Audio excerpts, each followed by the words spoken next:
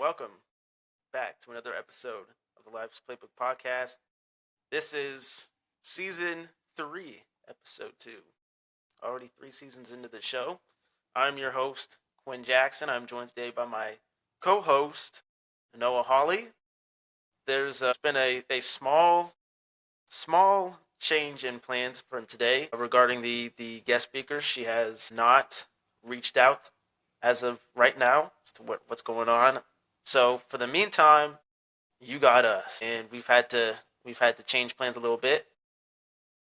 We gonna be talking a little bit about the NBA today. Gonna be talking a little bit about LeBron and whatnot, and the greatness of today's era. Maybe a little compare and contrast from this era to the past. But that has been the latest regarding the guest speaker situation. Very unfortunate. Hopefully she hits me up, lets me know what's going on. But for the meantime, we gonna shift gears, do a whole 180, and talk some NBA talk today. So, with that being said, you got me and Noah for today. With that being said, let's get into today's episode. Before we get started with today's episode, make sure to download Prize Picks if you want a chance to show off your sports intelligence. To make your daily streak picks now for a free reward lineup. Set your parlays for big cash prizes. So, let's get into today's episode. And as always, the game never ends here at the Life's Playbook podcast. Let's talk about it. LeBron James. He's obviously one of the GOATs, one of the greatest we've ever seen in our lifetimes. Obviously, with being the GOAT, there are naysayers out there, and with this being a new, completely changed era of basketball, we have old heads like Stephen A. and whatnot, constantly bringing their thoughts, their opinions, with the whole old school basketball versus new school basketball and whatnot, and the GOAT debate and whatnot. But let's talk about it. LeBron, he's kind of been the guy to pave the way in today's modern NBA. What do you think? Is kind of this? I guess this is kind of dabbling into the GOAT conversation, but is LeBron is LeBron really the GOAT? Is he the GOAT of basketball? So I'm going to upset a lot of people here, man. But LeBron James is the best person to ever touch a basketball. You know, you could say this generation, you could say even in Jordan's generation, the talent that Jordan went against is nothing compared to what LeBron is going against since he joined the league. So hands down, LeBron James. He is the GOAT, man. He won 4 rings. He got 2 with the Heat, 1 with the Lakers, and 1 with the Cavs. And while with his time with the Cavs, he's done something that Jordan probably could never do. LeBron really has had no help for real with his time with the Cavaliers. He did have Kevin Love. He had J.R. Smith, but we ain't gonna talk about J.R. Smith. And he did have Kyrie, but that's not really a lot of help. And majority of his time in Cleveland was not even with those 3. I do believe his first few years in the league, where he made it to the playoffs, he took a trash Cavs team to the playoffs. He had no help. It was just him. Jordan never did anything like that. He always had Scotty or he had Dennis Rodman. But, I'm upset a few people with that statement. That's what I got to say. Yeah, obviously that's been a big talking point in the GOAT debate in the NBA is who's had more help throughout their career. And me personally, just like how I view the NFL GOAT debate, I think it's kind of ridiculous that there is a GOAT debate for the NFL and the NBA. But naturally, when you have 2 greats on the same caliber, they're going to be compared. But I'm one of those LeBron fans. Obviously, I grew up watching LeBron. So naturally, I got to side with LeBron James. I got to say he's the GOAT. I know a lot of old heads are going to say otherwise, and a lot of maybe kids in our generation will say otherwise to be different. But LeBron is him. And one of the topics, one of the knocks generally that comes with the GOAT debate is who had more help, LeBron or MJ. And personally, I mean, we understand LeBron's had many, many, many decent teams. He's had decent teams, and he's worked alongside some stars in his career. Dwayne Wade, Chris Bosh, Kyrie, Kevin Love, whatnot, all those guys he's now working with, Luca with LA. But can we really bash LeBron's greatness just because he's played with stars? Jordan's played with stars. Let's not act like Jordan played with complete bums on every team that he's won a championship on. Jordan's had stars on his team. Dennis Rodman, Scottie Pippen. Arguably, you could argue Scottie Pippen was the whole reason Jordan even got to where he's at in the first place. It's one of the knocks against Jordan. Now, but honestly, if you ask me, I think LeBron is he's the GOAT. Greatest touch of basketball.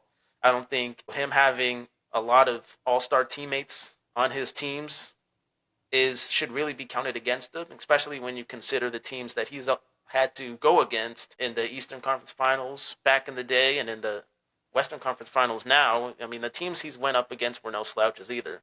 Like it's not often that you face a team that went 73-9 in one season and expect to still be put down. It's not often Jordan faced a team like that of that caliber.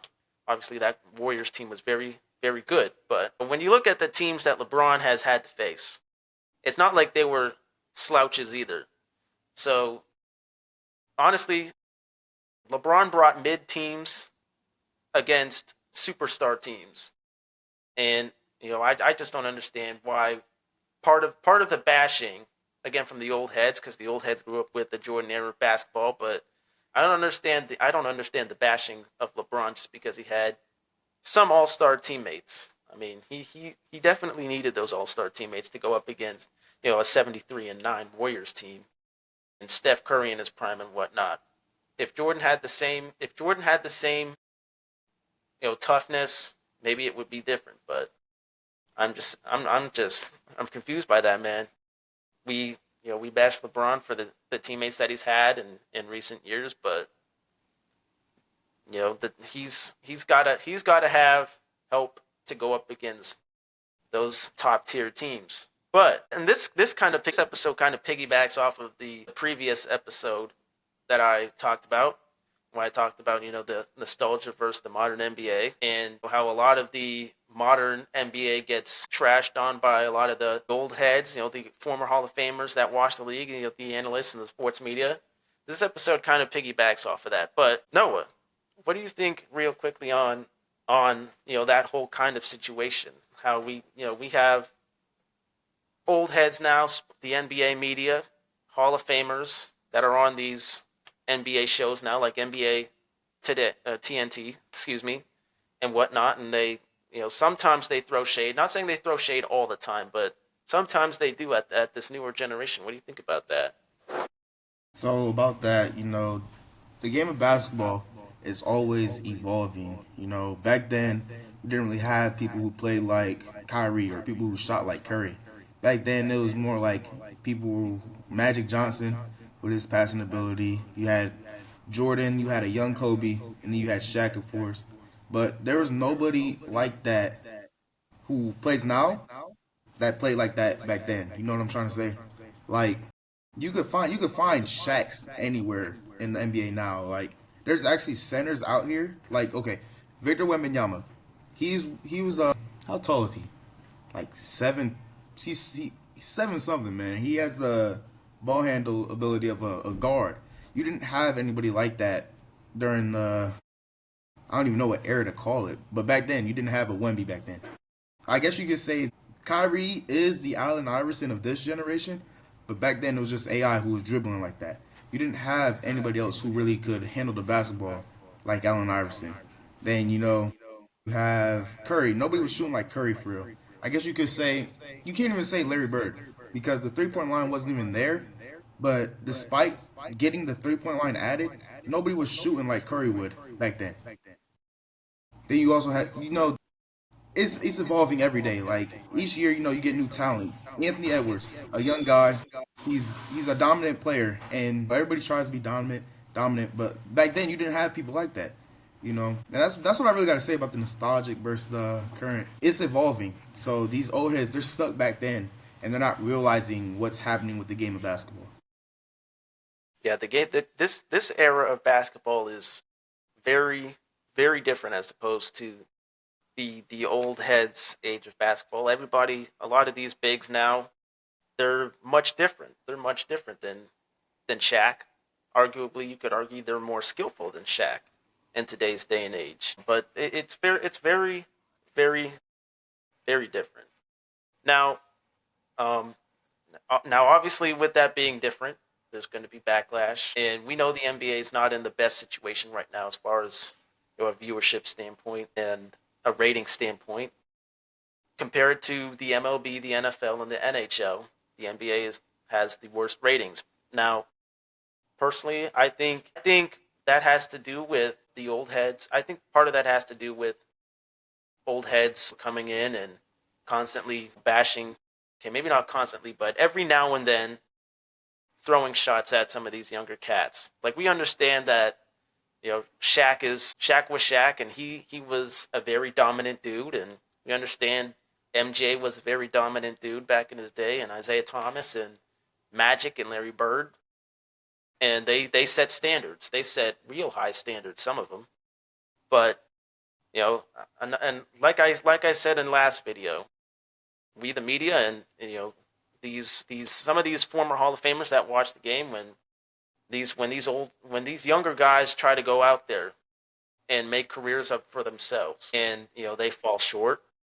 We are quick to bash the newer age of basketball stars. We're quick to say they're not as good as this guy in the 80s or this guy from the 90s and so forth and so forth. But I think that's that type of toxicity is part of a contributing reason as to why the NBA is in the situation that it's in. Obviously, we know there are other things too. All Star Weekend hasn't been great, and you do see a lot of stars in today's day and age sitting out of games off of the smallest of things and whatnot, and you got to find ways to fix that. But I just think the nostalgia versus the newer age of basketball, that level of toxicity is part of the reason why the ratings are as low as it is. But excuse me, there my audio was fritzing out. Man, I just lost my train of thought. Just lost my train of thought. What was I going on about, Noah? Nostalgia versus the old heads, and then criticizing these young folks. Yeah, I think that level of toxicity is kind of why the NBA is in the situation that it's at. Which, real quickly, what do you think about these? We got stars now, obviously, that do sit out from time to time from on a nightly basis off of the smallest of things. We as fans, we pay a lot of money to see these guys play, and when they don't, obviously the ratings will drop. And we know we've had a lesser NBA All Star Weekend as we had in the past. So my question to you is, what do you think about any of this? Are there some solutions that the NBA could do to fix this, to fix that? So, basketball is a very draining sport. If you're a starter, you could be playing up to 25, 35 minutes a game, just running up and down the court. And that drains you after a while because that court's what? Maybe about 20, 30 yards, something like that. And you're playing at a high level, you're playing 100% the whole game. So it's understandable as to why people would sit out of their games. Something that the NBA could do for itself, or the teams that these players play for, they could release their schedule like maybe a week prior, like to help the fans who are coming to see these players who are going to sit out, just help them understand that they're not going to be playing that game, because you do need time to rest and recover your body. And if you don't, that could cause injuries later down the line. So that's something that the NBA could do to improve the unlikeliness of people like being disappointed or let down when their favorite player is not playing that game. Obviously, the NBA has they know the ratings are a problem, and they've tried some things. Obviously, the 65 game eligibility for regular season awards was a thing that they enforced. That was a rule that they enforced. and we still have players to this day falling short of that 65 game minimum. Whether that rule in itself needs to be abolished or stricter remains to be seen. But I do agree with you there. I think there does need to be, you know, an earlier release of schedules, perhaps. Maybe an incentive to get these guys, on the court every night. Not saying every star on these teams they sit out, but we've all seen every now and then that there's, occasionally that one star that we show up to watch hoop sits out. As far as NBA All Star Weekend goes, that is what it is. The NBA's got to look into that, see what they can do to fix that. Obviously, I've proposed, if y'all haven't got a chance to watch my episode on the NBA All Star Week, I encourage you guys to do so. Proposed a couple of takes, ideas that could fix All Star Week, but that is what it is. Having said that, heading back into the kind of the GOAT conversation, kind of the debate conversation. Who do you think is the better? Who do you think all time is a better point guard, Magic or Steph, all time? So I'll be honest, I did not watch a lot of Magic Johnson. I've only heard things, but I'm only 18, so I grew up watching Steph Curry. So of course I'm gonna say Steph Curry. Steph Curry changed the game of basketball. Whenever teams would have to play the Warriors, they would have to make a game plan designated only for Steph Curry because during the Steph Curry era, majority of the plays they were going directly to Curry or Klay Thompson. He changed the game of basketball. And Magic, I don't really know a lot about Magic, man. I've heard he has great passing, but there's not really much I know about Magic. For my opinion, I'm gonna have to go Steph Curry because I don't know that much on Magic Johnson. I think I gotta agree with you there too. I think obviously I grew up watching Steph as well. Steph is one of the greatest point guards of all time, and he might be one of the greatest players of all time. Um, Curry has and LeBron. They both collectively have revolutionized the game of basketball. There's no denying that. I think Curry is way more, pretty much everything above Magic. Magic was great in his time, but Curry is greater, more influential. I gotta agree with you there. I think Curry is, when you got a team game planning specifically for one guy. I think that's all you need to know, and that's all you need to see about this player's greatness. Curry is him, and he's had a great career. It'll be interesting to see what him and the Warriors do in the playoffs this year, as this could be Curry's last ride in the league. Hope it's not, but this could be Curry's last push in the playoffs. So it'll be interesting to see what he does, if he'll be able to catch a fifth ring or not. But yeah, I gotta agree with you there. I think Curry is that dude. Again, obviously the old heads will come out and they will make their cases on both both of these players, but we grew up. This is the era we grew up with. You know, arguably 2015 to now, maybe not now, but 2015 to 19, again, was the golden age of basketball. We had a lot of great things come out of. We had a lot of great things come out of that era. And just like I said in my previous video, to constantly throw, nostalgia into the mix, that ain't it. That ain't it. But I do agree with you there. Steph is him. He is the GOAT. I think, is he better than guys like the Mamba? Is he better than guys like Tim Duncan right now on an all-time list? Who knows? That remains to be seen. Maybe at the end of his career, that remains to be seen. But right now, he is the greatest point guard of all time. I agree with you there. Now, having said that, this has been season 3, episode 2. I know we are kind of out of sorts right now. Obviously, the guest speaker situation is still a mystery right now. But stay tuned for an update on that. I'll let you guys know what happened and whether we will be able to, whether she'll be joining us today or will it be pushed back to Thursday. So stay tuned for that. But things happen, and we understand at the Life's Playbook podcast. We'll catch you guys Thursday, hopefully, for her debut on the show. If not, we'll catch you guys for season 3, episode 3 of the show. Till then, peace out.